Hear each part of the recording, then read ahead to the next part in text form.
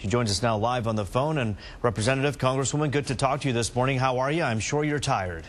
Well, it was a late night last night, but I think we're all pretty much in agreement that we're glad that the government did not shut down and that we've got some additional historic cuts, and we go forward into next week.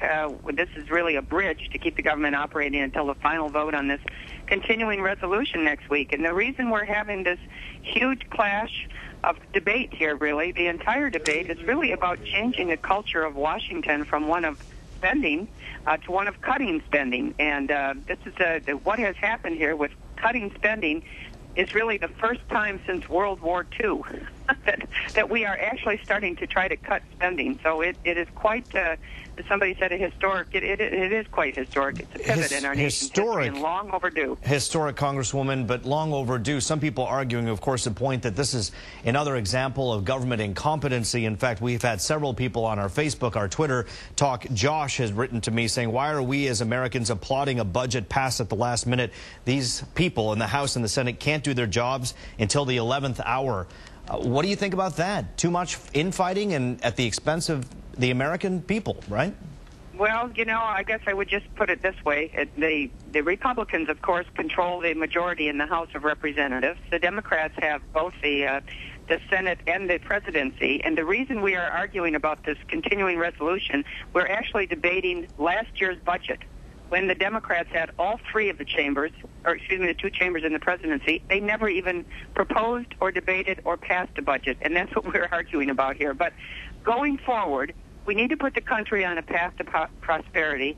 And I think that just piling mountains of debt on our children and our grandchildren, if we do not make these difficult choices, the next generation will have less opportunity, less freedom, certainly less economic opportunity. And I think Americans deserve to know the facts, and we need to be very honest with the American people about our nation's financial outlook. And next week, as well as voting on this continuing resolution to final this year out, we will be debating the House Republicans' proposal. This is our first chance at a proposal of what our budget will look like, where we are cutting trillions of dollars. Congresswoman, the bottom line is, as you said earlier to begin this interview, that this is basically a bridge to that road to prosperity that you're hoping for. What happens, and is it possible that you may end up into the same stalemate as we had just days ago? It's possible. I think that there will be enough votes to pass this, but you know there is a huge debate on the Republican side about this not being enough, the $39 billion not being enough. We passed, about 50 days ago, we passed a bill that had $61 billion in cuts, and we were all pretty much in agreement with that. And, of course, this is not where we wanted to be. It's not as much as we wanted, but, you know, it's about two-thirds of what we wanted, and so everybody is digesting this right now. But that really is the entire debate here.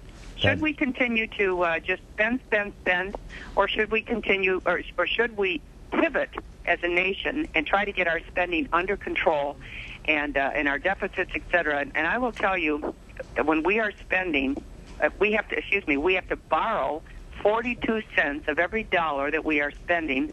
I think it is time for us to change this country's track and really try to get our fiscal house in order. And that is really the historic debate. Maybe not so much the numbers. Not enough, too much. Some people hungry for more. Some people say it's just too much. That debate does continue. One thing's for sure. One thing that's growing is frustration, I think, both amongst the politicians and, of course, the American people. It's good to talk to you, Candice Miller, Congresswoman. And we hope, of course, the best of luck for you to reach an agreement into the coming week.